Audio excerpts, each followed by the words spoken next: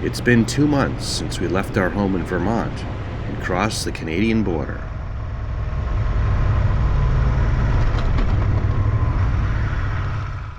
We entered Quebec and dropped our bike off with the great folks at Air Canada to ship our bike to Dublin, Ireland.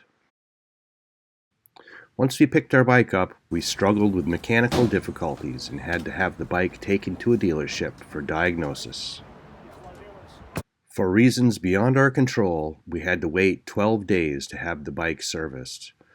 We made the best of it, visiting castles, museums, and even fit in a car show. We were finally able to set off on our trip, leaving our friends in Carrickfergus and the trusty borrowed Volvo behind. Almost immediately, we found that our mechanical gremlins were still with us. Somehow I was able to convince the bike to run once more, although never quite being convinced that the problem was licked. We continued on, visiting the far south of Ireland, before finally heading to the furthest west and the furthest north points in Ireland. We finally turned east on our way to Scotland. Along the way we met old friends and new friends. We visited stone megaliths and amazing campsites, and the furthest point of another amazing island. We traveled to England and Wales, where we finally conquered our electrical demons. All the while we made new friends that welcomed us, helped us, and generally made us feel welcome in their countries. We traveled to France, Belgium, Luxembourg, and Switzerland before crossing into Italy. We continued to check things off the bucket list, all the while visiting places that we'd only dreamed of. We continued into Eastern Europe, where we traveled into Croatia, Slovenia, Hungary, and Romania, all the while being welcomed by people we met along the road. And then we entered Poland, where we immediately got pulled over by the police. They told us they pulled all motorcyclists over. Great. We shook it off and found some lodging for the night. We seem to have a knack for finding rooms with the most stairs. Well, after a few trips, the bike is loaded and we're ready to start this trip anew.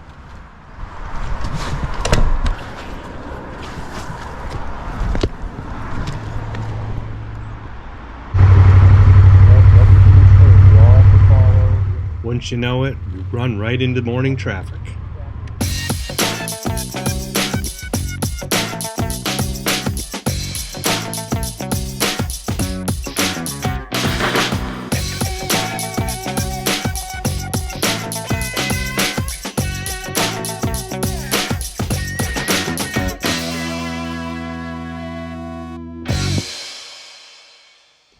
Well, here we go again. We're not the fastest people on the road, but we're probably the most conspicuous. While waiting for our paperwork to be digested, we smelled fuel, and once we determined it wasn't coming from us, I let the kind policemen know that they were losing petrol fuel at an alarming rate. They were uninterested and waved me off. What's pouring out? Your documents, check. It's Lorentson in passport. Yeah. Okay, but thank you. But you must strong. That's all. Take care. Okay. Bye. After relieving us of 300 zil, or about 60 euros, they let us go.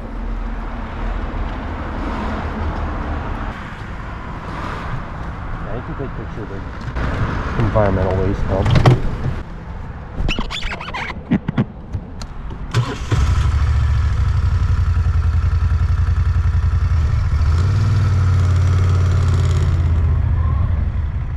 Our plans for the next couple of weeks had been to go up through Latvia, Lithuania, and Estonia, and possibly cross into the Norwegian countries. However, it occurred to us that this was just not going to happen in our time frame traveling through Poland. It was just too slow and too big a country. So we decided to turn around and head west and get out of Poland as quickly as we could. As we went by the police car, we saw that these policemen were very interested in what was going on under their car now. They were on their hands and knees trying to figure out how they were going to get back to the police station.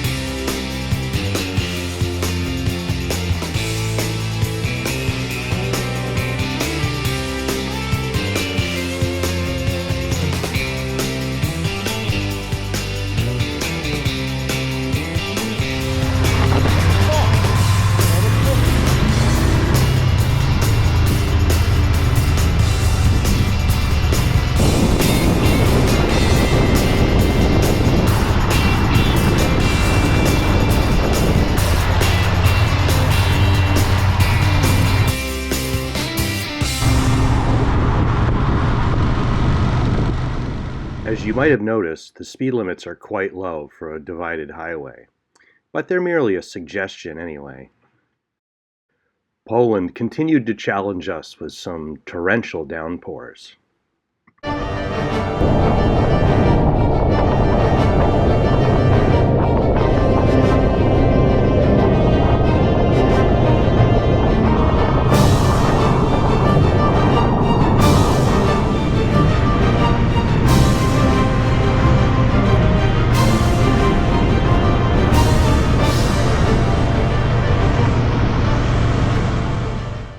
You can imagine our relief when we crossed into Slovakia, where the light traffic and reasonable speed limits made for a much more pleasant journey.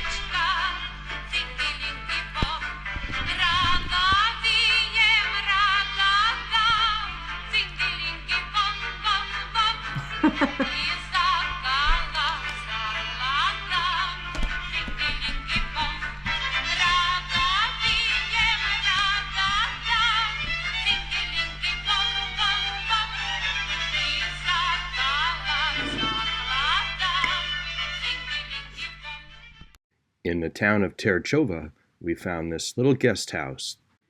Owned by some fellow motorcycle travelers, they upgraded us to the kitchen room, where we'll stay for a couple of days. Kielbasa stew. I don't know if it's a stew or a chili. What kind of beer is that? He's Russian. Well, I have vodka. I have Vodka. I have vodka. Mesto Slovakia. It's made in Slovakia. But it looks Svetli up in Google Translate, and it says it's Russian. So it's a Russian-style lager made in Slovak. Premium Slovak lager. Okay, it's probably just Slovak lager. It probably has nothing to do with Russia. But I bought it because it was Russian. I mean, what's cooking? Sausage, well, kielbasa, hash, and some fried eggs.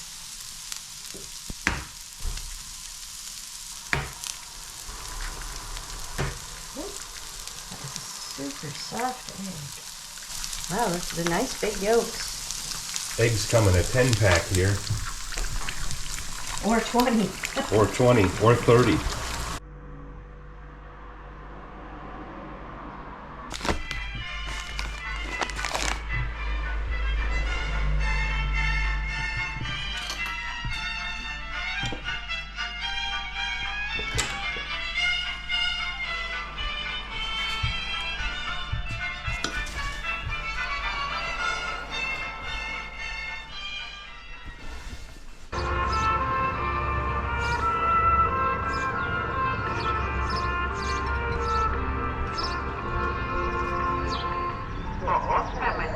50, pri odbere 10 a viac kusov je cena 8,50.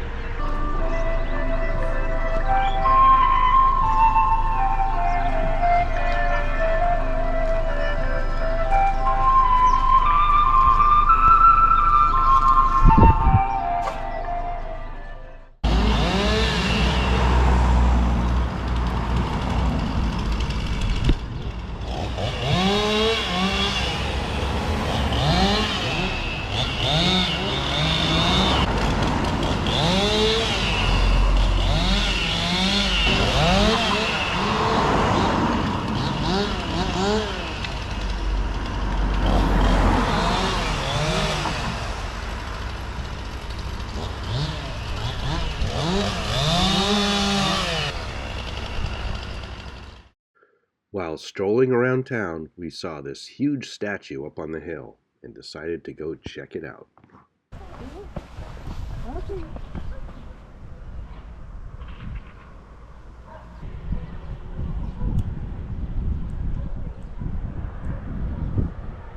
Juaj Janosik, a Slavic Robin Hood. This statue is made of flat sheets of stainless steel welded together and is quite impressive.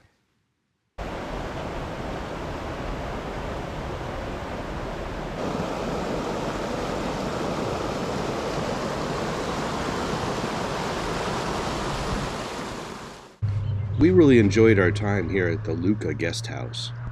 It's time to move on. We're headed towards Vienna.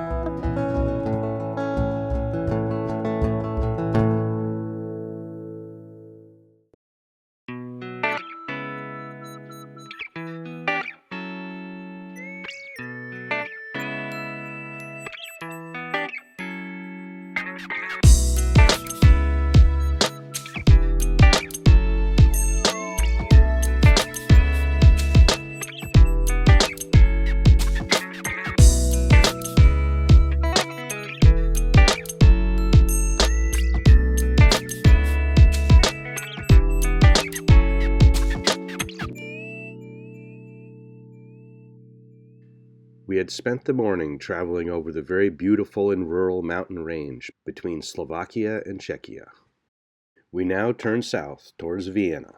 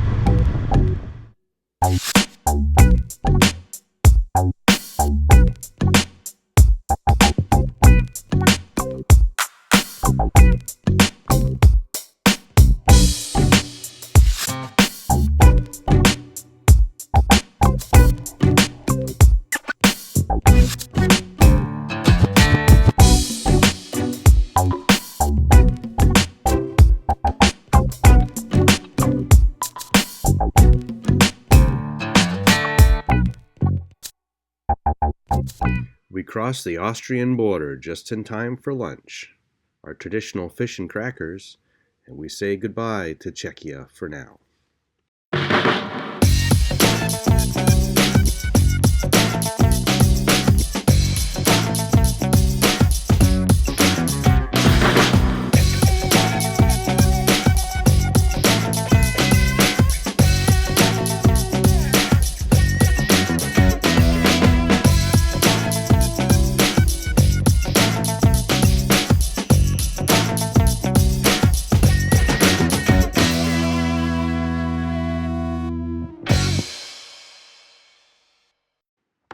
The day became incredibly hot, and as we got deeper and deeper into Vienna, we found that we couldn't go the way we wanted to. Every turn we needed to make was blocked by road construction or some other hazard, and the streets got smaller and smaller.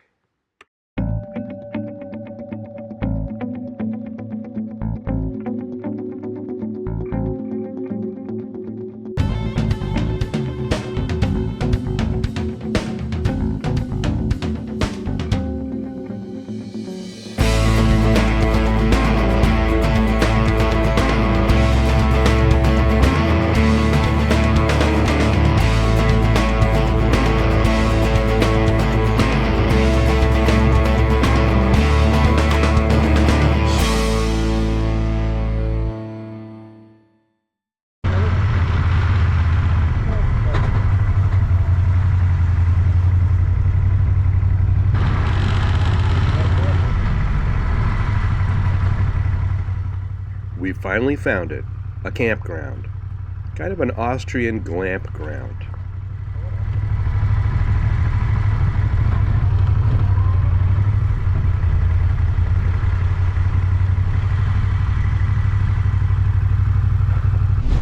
We close the gate at 8 o'clock, and I give a key for you. You go outside. Motorcycle, yes. You have a tent? A tent, sorry. One, two wheels. Two tent? One tent, okay, yes. One tent. Sorry. 72, please. Euro? Yes. 72 euros for a tent. Two people is one person. 72 euros? For a tent, two person, and the taxi. Right, usually it's 30. 8 euro is one person. Is two person is 16. One tent is 6, and one taxi for one person is 250 and plus 5. And this is the price 20. That's 29. 27. Oh, 27. okay. You said 70. You said 70. No. Okay. Thank you. Nice So just checking. Yeah, 27 makes more That sense. sounds great. And 7 will do. Whew, well now that we got that ironed out, we can focus on dinner. Peas and pork. Slim pickings in the last store we were at.